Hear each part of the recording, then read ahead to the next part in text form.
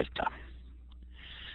Vamos a dar inicio a la primera de las sesiones que tenemos hoy, lo que corresponde a marco teórico. Los temas que vamos a trabajar son las consideraciones teóricas, identificación, presentación y roles de los antecedentes de la investigación, construcción de las bases teóricas de la investigación y roles del marco teórico.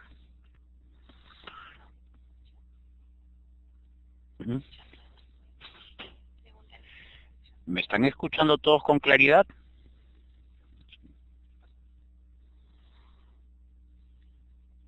Ok, sí. Entonces vamos al primer punto, las consideraciones teóricas.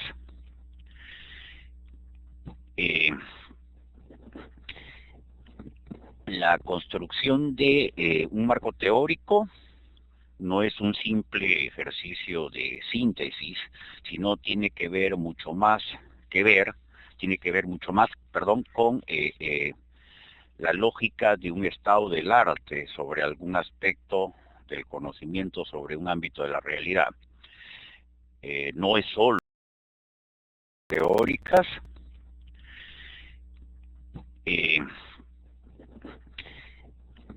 La construcción de un marco teórico no es un simple ejercicio de síntesis, sino tiene que ver mucho más con la lógica de un estado del arte sobre algún aspecto del conocimiento, sobre un ámbito de la realidad. No es solo resumir aquello que se lee, sino es leer con un espíritu crítico y hacer una síntesis de lo leído, de modo que esa síntesis agregue valor a la investigación ya hecha. Si nosotros, por ejemplo, para construir un marco teórico leemos 10, 12 o 15 otras investigaciones, lo que nosotros tenemos que extraer de ese marco, en ese marco teórico, es por lo menos información respecto de cómo se utilizaron las variables que nosotros también queremos utilizar, cómo se las definieron conceptualmente, cómo se las definieron operacionalmente, cómo fue el abordaje metodológico, qué diseños se utilizaron, qué instrumentos se utilizaron, con qué características de muestra se lo hizo, en qué medida los resultados que se obtuvo de esta investigación son consistentes, en qué medida son divergentes, cuáles son los marcos institucionales en los que se desarrolló la investigación y con qué amplitud, con qué impacto se hizo esta investigación. Toda esa información que nosotros tenemos que sacar de las lecturas que hagamos de las otras investigaciones que revisemos, y es ese tipo de información las que debemos nosotros agregar al marco teórico, de modo que en sí el marco teórico en sí como tal ya está produciendo conocimiento nuevo, ya está añadiendo valor a aquello que habían producido otros investigadores.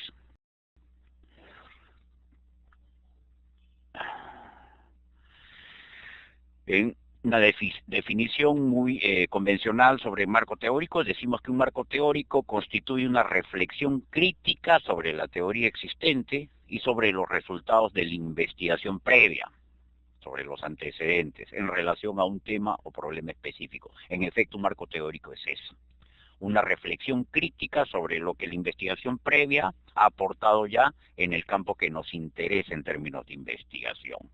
No es solo una síntesis, es una reflexión crítica. Por supuesto, se tiene que hacer un ejercicio de revisión y de síntesis, pero se tiene que añadir valor a partir de la generación de conocimiento nuevo. Un marco teórico es personalizado, es un aporte nuestro a un campo, a un tema en específico. Lo segundo, identificación, presentación y roles de los antecedentes de la investigación. A ver, lo primero es que los antecedentes son un conjunto de referencias que dan cuenta de manera crítica de los aportes de la investigación previa en un campo o tema específico. Si nosotros decimos esto, tenemos que llegar a la conclusión que los antecedentes se refieren exclusivamente al empleo de los resultados de la investigación empírica. No se refieren a otra cosa. Estrictamente en los antecedentes nosotros incorporamos resultados de la investigación empírica.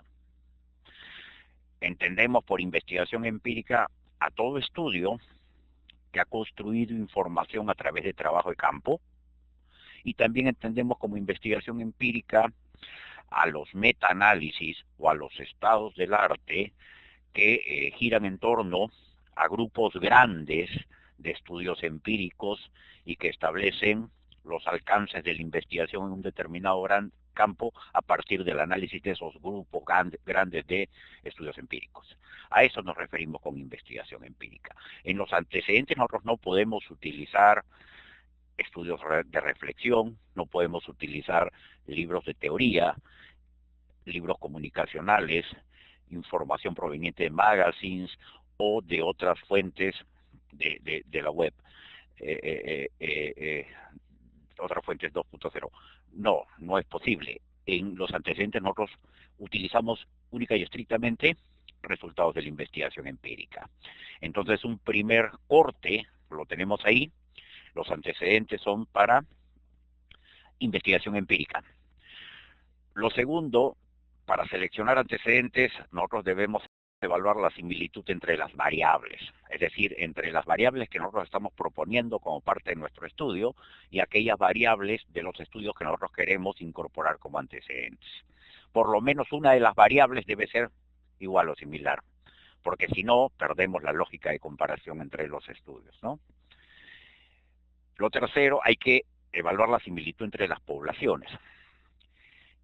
Una cosa es que nosotros, por ejemplo, querramos evaluar adquisición de competencias complejas en niños, o que lo querramos evaluar en jóvenes universitarios, o que la querramos evaluar en trabajadores de un rubro empresarial que están expuestos a un programa de recalificación. Son poblaciones muy distintas. Entonces debemos tener poblaciones similares para mantener esa lógica de comparación. Luego hay que evaluar también la similitud entre los diseños y los procedimientos. Si lo que nosotros estamos proponiendo es un diseño experimental, lo más conveniente sería que las variables que nosotros seleccionemos, los estudios que nosotros seleccionemos no solo tengan las mismas variables, sino que estas hayan sido trabajadas a partir de diseños experimentales también. No nos va a servir de mucho para un diseño experimental un diseño, un estudio descriptivo, por más que alguna de las variables con las que este estudio haya trabajado sea parecida o sea igual a alguna de las variables que nosotros tenemos en nuestro experimento. Entonces, es importante también la similitud entre diseños y procedimientos. Luego también hay que evaluar la legitimidad del antecedente, ¿no? ¿Dónde fue producido? ¿Es una investigación? Sí, pero ¿dónde se fue hecha? ¿Dónde ha sido comunicada? Como ya les dije en anteriores sesiones, nosotros debemos iniciar nuestro proceso de búsqueda a partir de las bases referenciales y luego saltar a las bases de texto completo y los motores de búsqueda. Solo así nos vamos a asegurar de que los antecedentes que estamos utilizando, los estudios que estamos utilizando como antecedentes, son estudios de la más alta calidad en el campo. Si nosotros tenemos como estudios antecedentes tesis universitarias, es evidente que la fortaleza de nuestros argumentos, nuestras referencias van a ser débiles, ahí vamos a ser vulnerables. Y luego hay que evaluar la actualidad del antecedente, ¿no? Por lo general se establecen cortes temporales para elegir antecedentes que sean actuales, ¿no? Que sean válidos. Y esto varía dependiendo del campo del conocimiento del que se trate. En las ciencias médicas, en la investigación clínica, hay una producción tan grande a nivel mundial que por lo general el corte es 2 años de antigüedad o 3 años de antigüedad y no más. En las ingenierías, en la física de materiales, y en otras ciencias básicas y sus derivados tecnológicos el corte por lo general es 5 años, en las ciencias sociales o las humanidades estila trabajar con 10 años, pero esto ya dependerá de también el nivel de producción científica que haya habido en relación a cada tema o el carácter sui generis de los temas que elijamos, ¿no? Entonces esto va a hacer que este corte temporal varíe significativamente. Ahora, ¿cuáles son los criterios para presentar antecedentes? Ya hemos visto los criterios que se usa para seleccionar antecedentes. Ahora, ¿qué criterios son los que utilizamos para la presentación de antecedentes?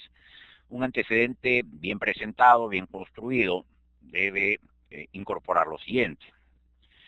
Debe empezar por identificar al investigador o el equipo que estuvo a cargo del estudio que estamos citando. Hay que identificar el título del estudio con el que aparece en el paper, en el journal que estamos utilizando.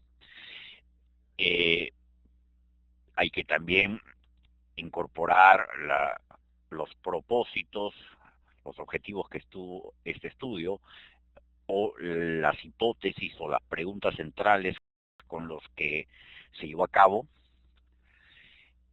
Hay que incluir también las muestras o los grupos de informantes que se utilizó en el estudio.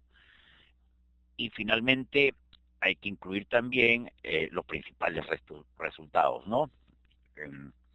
Las conclusiones y en algunos casos las recomendaciones a los que estos estudios llegaron.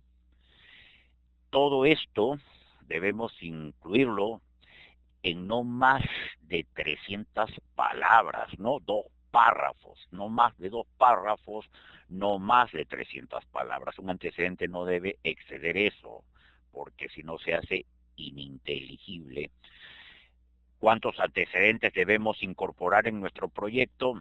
Eso dependerá de cuántos hayamos identificado como aquellos con los cuales nuestros resultados van a dialogar. Digamos, si hemos identificado 4 o 5 antecedentes de estudios muy similares a los nuestros, a los que estamos proponiendo, y que tienen resultados identificables, importantes, entonces hay que incorporar esos 4 o 5. Si solo hemos encontrado 2 o 3, solo esos.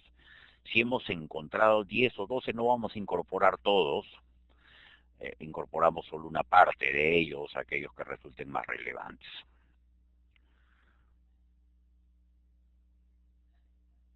¿Qué roles tienen los antecedentes? A ver, decíamos que nosotros al elegir antecedentes lo que estábamos haciendo en cierta medida es construir una especie de estado del arte de la investigación en el campo. A partir de identificar antecedentes, que supone una revisión mucho más amplia de aquellos que estamos incorporando en nuestro formato de proyecto, a partir de identificar antecedentes vamos a establecer también qué tendencias hay en la investigación en el campo, cuáles son los marcos institucionales donde se han desarrollado esos estudios, cuáles son los diseños metodológicos en los cuales se prioriza, cuáles son los resultados alcanzados por esos estudios, son consistentes entre sí, hay muchas divergencias, esos resultados alcanzados cubren las necesidades de conocimiento en el campo, quedan vacíos. Si es así, ¿cuáles son estos vacíos y qué propuestas o qué rutas de investigación sería necesario emprender? Todo eso se puede llegar a establecer a partir de la construcción de antecedentes. Por otro lado, la construcción de antecedentes también nos ayuda a una formulación adecuada del problema.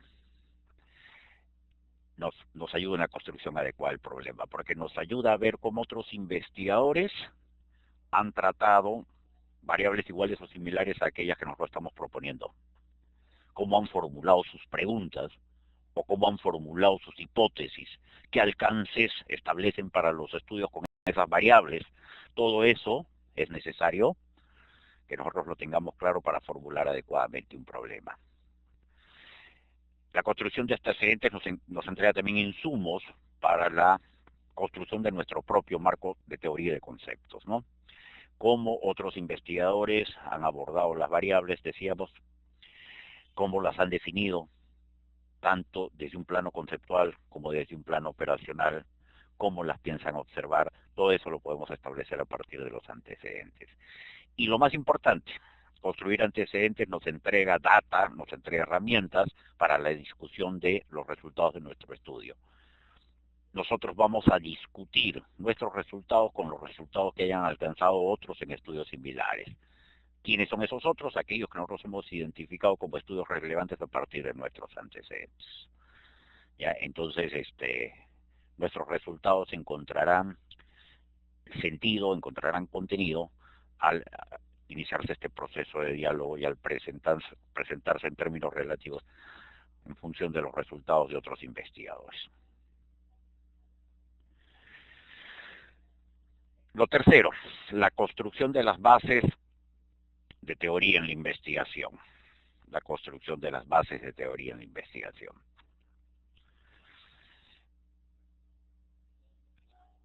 ¿Cómo debe presentarse una base de teoría? ¿Cómo debe presentarse un marco teórico, un marco conceptual? Como ustedes saben, las bases teóricas del estudio deben girar en torno a la definición conceptual de las variables, ¿no es cierto? Nuestro marco conceptual, nuestro marco de teoría debe ser la definición de nuestras variables, no otra cosa, ¿no?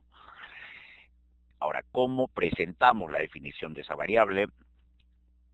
Bueno, hay que presentarla directamente. Entendemos a esta variable como x, y, z, utilizando las referencias bibliográficas que dan soporte a la selección de x, y, z y no la selección de a, b, c. ¿Ya? Estamos eligiendo x, y, z y no estamos eligiendo a, b, c. La definición para x, y, z es esta, según estos autores. Ahora, ¿por qué elegimos x, y, z y por qué no elegimos a, b, c?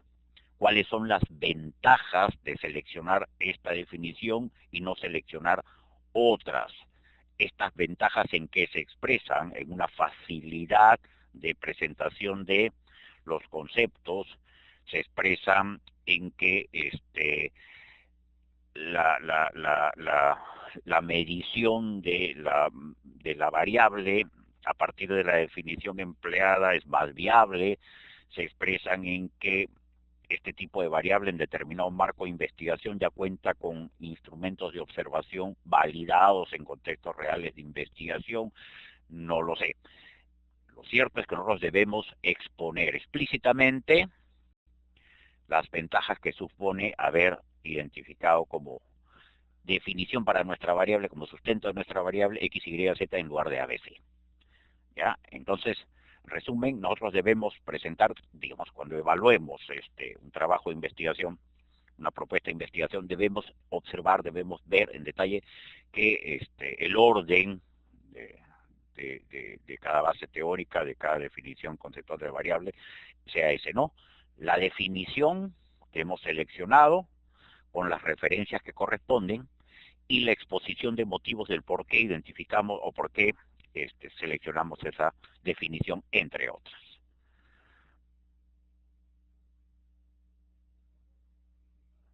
Y finalmente me parece que este es el último punto de esta primera parte, los roles del marco teórico. ¿Cuáles son los roles del marco teórico? ¿Para qué construimos un marco teórico? Uno, para producir conocimiento nuevo sobre el conocimiento ya producido por otros. ¿Cuáles son las rutas de reflexión en relación a determinados temas? ¿Cuáles son las rutas preferenciales de reflexión en relación a determinados temas? ¿A qué hallazgo se ha llegado? ¿Cuáles son las tendencias metodológicas en la investigación? ¿Cuáles son los puntos vacíos o espacios que no han sido cubiertos por investigación previa? ¿Y cuáles son las oportunidades de investigación a futuro a partir de la identificación de estos vacíos y estos espacios? Luego, el marco teórico Adicionalmente, nos sirve para dar fundamento y para una formulación adecuada de nuestras hipótesis, que como sabemos son las respuestas probables a las preguntas que nos hacemos en los problemas, y también para definir de manera adecuada las estrategias de investigación, los diseños de investigación y también las rutas de análisis. Esto a partir de observar cómo otros investigadores, al operar con variables iguales o similares a las nuestras, han definido sus diseños, han definido sus rutas de análisis. Y finalmente, y esto también es importante, nos sirve para analizar e interpretar los datos y discutir resultados. El marco teórico nos da soporte conceptual que nos permite establecer, yo puedo comparar mis resultados con los de estas 2 o 3 investigaciones porque conceptualmente nosotros hemos trabajado las variables de manera similar. Por lo tanto, mantenemos esta lógica de comparabilidad. Si nosotros hubiésemos definido las variables con las que estamos trabajando, al margen que tuviesen las mismas etiquetas de manera distinta, se pierde la lógica de comparabilidad. Como la ciencia es en esencia un conocimiento acumulativo, lo recomendable siempre es revisar la investigación previa para identificar aquellas definiciones de variables, de las variables que a nosotros nos interesan, aquellas definiciones más recurrentes, ¿no?, en el mundo de la comunicación científica, para nosotros trabajar en base a ellas, de modo de tener una mayor cantidad de referencias con las cuales discutir nuestros propios resultados a partir de mantener un criterio mínimo de comparabilidad. Bueno, eso sería todo con respecto a esta primera parte, a este primer punto. No sé si tienen algunas preguntas, los estoy escuchando.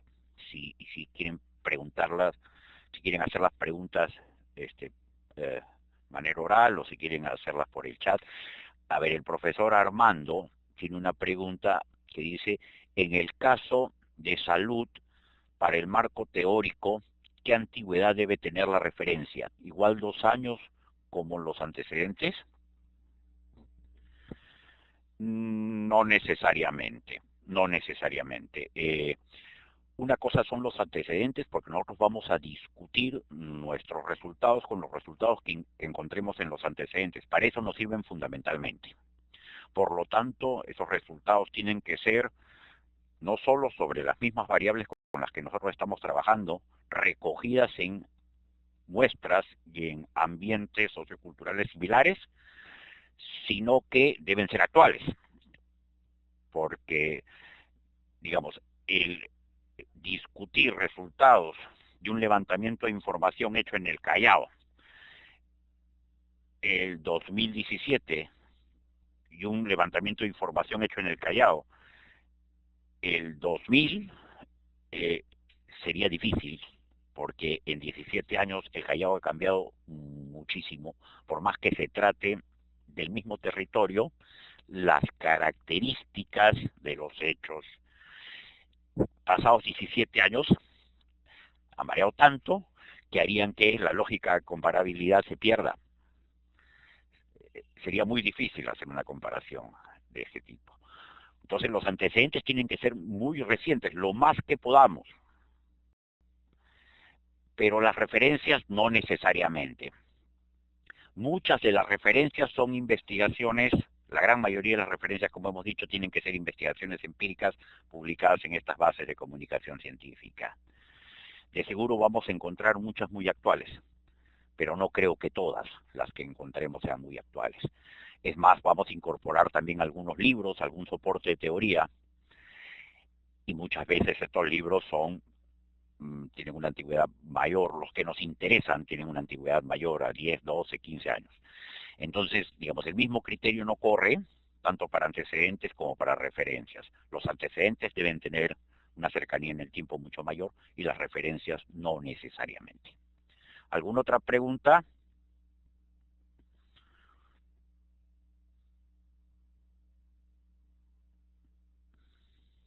¿Alguna otra pregunta?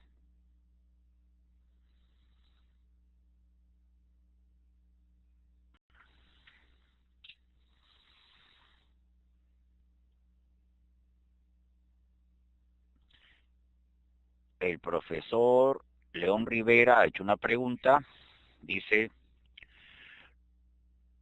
los roles que ha presentado es lo mismo para los distintos alcances de la investigación. Sí, es exactamente los mismos. Los roles del marco teórico son los mismos si es que la investigación es un estudio exploratorio, un estudio descriptivo, clásico o comparacional, un estudio de correlación u otro estudio analítico como un estudio causal, experimental o no, ex post facto, de análisis multinivel. Cualquiera sea el diseño, cualquiera sea el alcance del estudio y su nivel de complejidad, los roles del marco teórico son exactamente los mismos. ¿Alguna otra pregunta?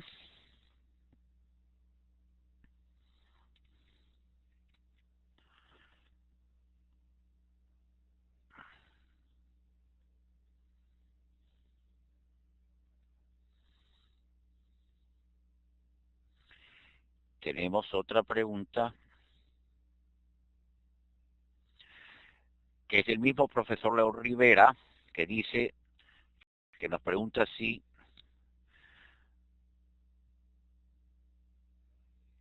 hay referencias que indican que los estudios exploratorios no tienen hipótesis. Por supuesto, por supuesto. A ver, los únicos diseños de investigación, los únicos tipos de estudio que deben contener hipótesis son aquellos que vinculan analíticamente dos o más variables. Si no hay vinculación analítica entre variables, no hay ninguna necesidad de la formulación de hipótesis. Por ejemplo, los estudios descriptivos, tipo diagnóstico o estudios descriptivos simples o estudios comparativos, pueden trabajar con una, dos o más hipótesis, pero las trabajan en paralelo, describen cada una de las hipótesis por separado y no proponen vínculo analítico entre ellos. Por lo tanto, no hay ninguna necesidad que un estudio descriptivo sea descriptivo simple, sea un estudio descriptivo longitudinal o de comparación, incorpore hipótesis, no tiene ningún sentido, mucho menos los estudios exploratorios, mucho menos los estudios exploratorios. ¿Ya? Incluyen hipótesis aquellos que vinculan analíticamente variables, que proponen su vinculación, es decir, los estudios de correlación y los estudios más complejos, no los estudios causales, sean experimentales o ex post facto, o los análisis multinivel. ¿Alguna otra pregunta? Aquí tenemos una pregunta de la profesora Ibnias Grijalva, que dice, ¿existe alguna alternativa en el caso de que el tema a investigar no tenga antecedentes? Ya, es difícil que un tema no tenga antecedentes identificables. Digamos, hasta hace unos años, unos 15 o 20 años, esa podía ser una situación a presentarse, porque no es que no hubiese investigación previa respecto a determinados temas o determinados hechos, sino es que la posibilidad de acceder a ella era mucho menor que la que tenemos ahora. Hoy día el problema no es de escasez de información, sino el problema es de sobreabundancia de información y de el tiempo que supone el separar la paja del trigo, el desechar información basura. Hay mucha información más bien sobre cualquier campo, sobre cualquier tema, sobre cualquier hecho, mucha. Pero lo que nosotros tenemos que hacer, y esto lo voy a repetir muchas veces, es empezar nuestro proceso de búsqueda desde las bases referenciales y después las bases de texto completo. ¿Ya? Si no encontramos ahí la suficiente cantidad de antecedentes, nos vamos a los tesauros y a los informes institucionales. Sobre cualquier hecho, sobre cualquier tema, vamos a encontrar antecedentes, y en buena cantidad, si es que sabemos buscar adecuadamente. Ahora, Si esto no ocurre, pues es porque nuestro tema es algo tan sui generis, ¿no? Que es una realidad sin teoría, ¿no? Es una realidad sin teoría. Entonces, esto no es recomendable si es que nosotros somos investigadores iniciales. Si es que somos pues unos investigadores muy destacados y contamos con muchos recursos, etcétera, podemos pues ir a la exploración de temas sui generis, pero si somos investigadores en el marco de elaboración de tesis, etcétera, esto no es lo más conveniente, ¿no? Vamos por temas que ya han sido trabajados por otros y vamos a sumar un granito de arena, vamos a añadir valor al conocimiento ya existente, ¿no? Esa es la ruta más adecuada. ¿Alguna otra pregunta? Antes de pasar al siguiente tema.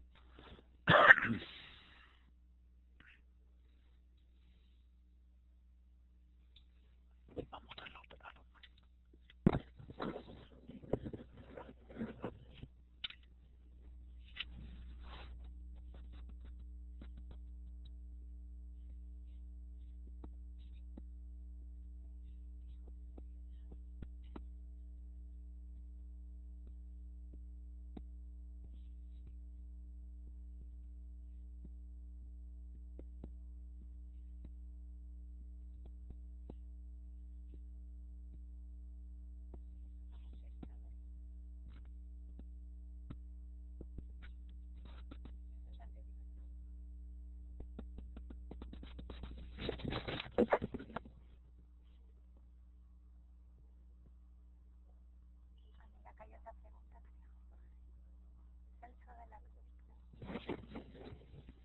Hay una pregunta adicional del profesor Celso de la Cruz.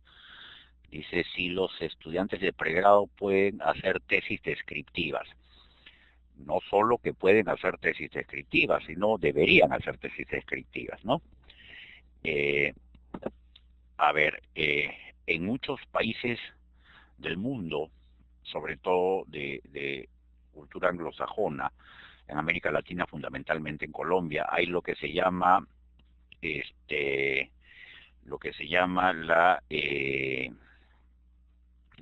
¿cómo le llaman en inglés? Le llaman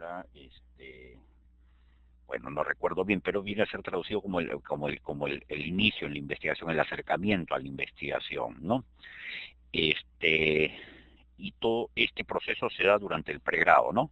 Ellos no consideran que los estudiantes de pregrado hagan típicamente investigación. Sí desarrollan habilidades para hacer investigación, utilizan algunas herramientas de la investigación, pero en la identificación de casos que generalmente son institucionales o muy locales, otros estudios que ya han hecho otros investigadores antes y que se los replica en condiciones más o menos similares, son cosas muy simples que permiten demostrar que estos señores, que estos muchachos han incorporado en su perfil de salida algunas habilidades de investigación y algunas herramientas de investigación, pero típicamente no se les exige que generen conocimiento nuevo, ¿no? Acá se les exige más en términos formales, en términos reales hacen mucho menos. Pero por supuesto que para hacer que esto pise tierra, sí, los estudiantes de pregrado es muy recomendable que hagan estudios descriptivos, ¿no? Otra pregunta, el profesor Luis Guevara, ¿cuánto debe ser el grado mínimo de concordancia de un antecedente con su tema de investigación? El grado mínimo es que tenga por lo menos una de las variables, coincidente, ¿no? Que haya coincidencia en por lo menos una de las variables. Y lo mínimo esperable también es que esta variable haya sido observada en una muestra de características similares a aquella con la que se piensa trabajar en la propuesta. La profesora Grijalva, hablando de tesis de pregrado, ¿está permitido o es posible aceptar proyectos de inversión como tesis? Ya, no, eso ya está normado, ¿no? En agosto del año pasado ha salido un reglamento, que es el Reglamento del Registro Nacional de Trabajos de Investigación, el RENATI, me parece que ha sido el 10 o 12 de agosto del año pasado, y ahí se establece en ese reglamento muy claramente cuáles son las rutas para la obtención del grado en bachillerato y cuáles son las rutas posibles para la obtención del grado en licenciatura. ¿Ya? En el bachillerato, las rutas posibles son lo que se llama el short paper o artículo científico, lo que se llama la investigación aplicada, lo que se llama la presentación de suficiencia profesional, y lo que se llama el proyecto de prefactibilidad, ¿no? Que es un proyecto de inversión, es un preproyecto de inversión. Eso es para el bachillerato, ¿ya? Para la licenciatura, las alternativas se reducen a dos. Investigación, que puede ser presentada como tesis o como paper, como artículo, y este informe de desempeño profesional. Esas son las únicas dos rutas. Hablando de pregrado, ¿eh? ¿Alguna otra pregunta? Vamos al siguiente tema.